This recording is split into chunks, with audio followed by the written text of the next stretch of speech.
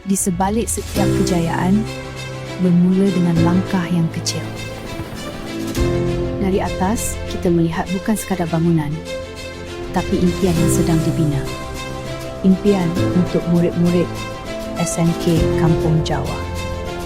Namun perjalanan ini tidak mudah. Ada yang berehat ketika penat. Tetapi mereka memilih untuk bangkit. Terus berusaha, terus melangkah, tanpa jemu mengejar impian. Dan gurulah akan menjadi penyuluh hidup masa depan mereka.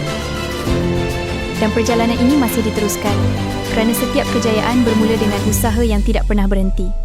Akhirnya, segala pengorbanan dan usaha membuahkan hasil yang membanggakan dan mereka selayaknya diraikan dalam sebuah majlis berprestij.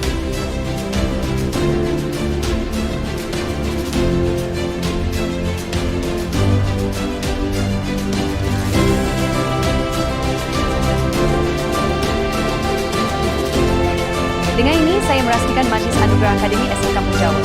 Syabas pada semua anak-anak murid.